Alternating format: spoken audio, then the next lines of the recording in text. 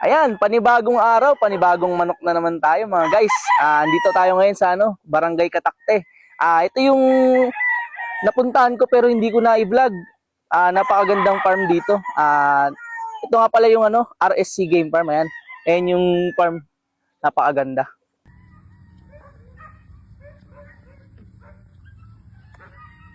Ayan mga boss, kasama natin ngayon si Sir Rafael Bonifacio Cruz, yung may-ari ng RSC Game Farm. Magandang umaga po. Yung bloodline ng mga karamihan dito mga boss?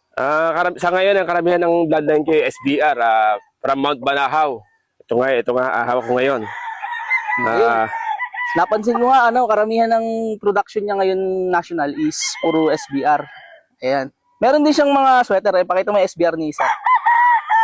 Ayan. Gaganda. From Mount Banahaw yan, Sir, ng mga SBR niya. Ito yung 5K sweater nila. Ayan. Napakaganda rin ito.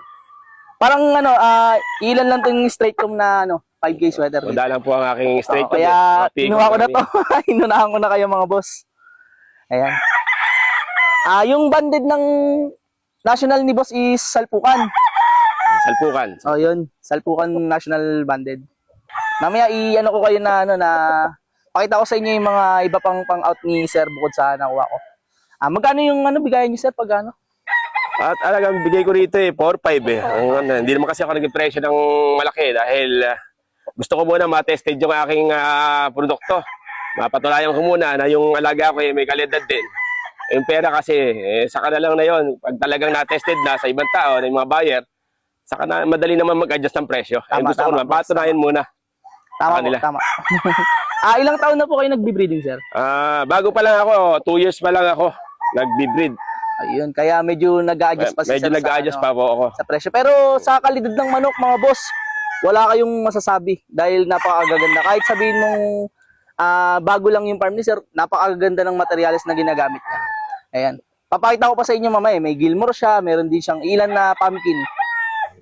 Papakita natin mamaya sa vlog natin. Ayan. Thank you, Sir.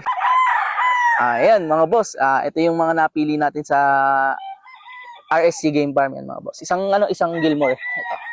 Straight com siya. Ayan. Naku, ang gaganda ng sukat nito, mga boss. Kumuha na kayo dito hanggat maaari kasi napakaganda ng sukat nito. Pakagaganda pang manok. Ito pa, isa pang ulit.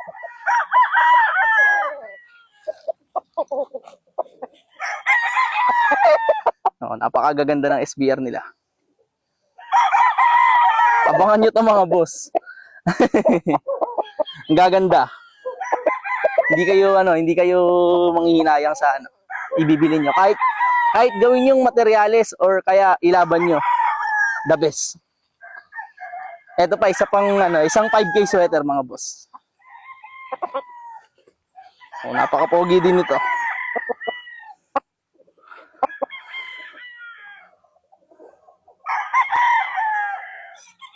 Napaka-pogi. Sa mga maghanap ng national mga boss, pwede na kayong pumili kasi medyo pa naman ang labanan nun December pa yung labanan ng national eh. So may time pa. Ito pa isa mga boss. Nakakuha rin ako ng 5K sweater na straight com. Ganyan lang sila kasi hindi sanay sa hiwas eh. Pero hindi naman sila yung nanunuka talaga.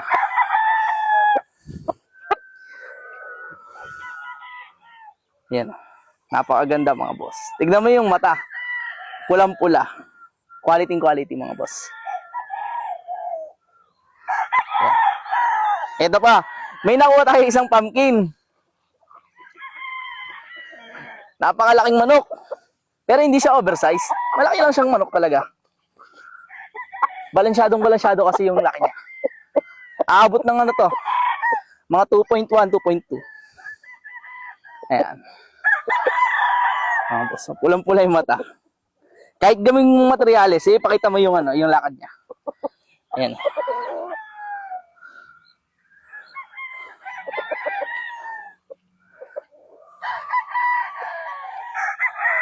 Ayan mga boss, napaka-pogi.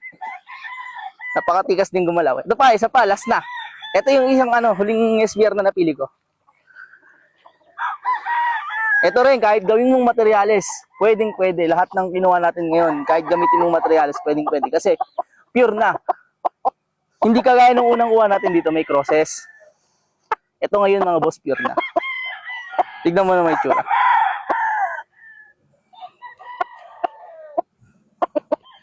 Ayan. Yan yung mga nakuha natin. Tapos ito, yung ano, ito, yung mga nais bumili rin dito, papakita ko sa inyo yung mga bulas na. Yung example ng mga bulas na nila na stag. Ito mga boss, yung mga example ng mga stag na bulas na. Ito, hindi ko nakakuha to. Kayo, kung nais nyo puntahan, may time kayo na pumunta dito. Ito. Ayan. Gilmore. Yan, napakaganda. Ito pa mga boss. Ito.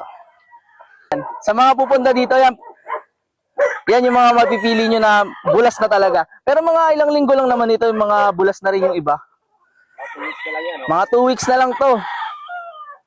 Napakarami yung mapipili ngayon mga boss. Napakaganda ng production ngayon. So ito yung mga stag na mapipili nyo pa. So yung mga dala ko, pwede nyong piliin. Papatungan ko lang naman ng kaunti. Siyempre buy and sell tayo. Kailangan natin kumita. At dyan na nga natatapos yung vlog natin mga boss. Medyo mahabang video nga ito. Ayan. Lalagay ko na lang yung name at contact number ng RSC Game Farm mga boss. At mabilis ang shoutout nga pala kay Montemayor Backyard at kay RCM Game Farm Breeder. Yan, sana idol mapuntahan ko yung mga manukan nyo. Salamat sa suporta sa mga nanonood. Ingat!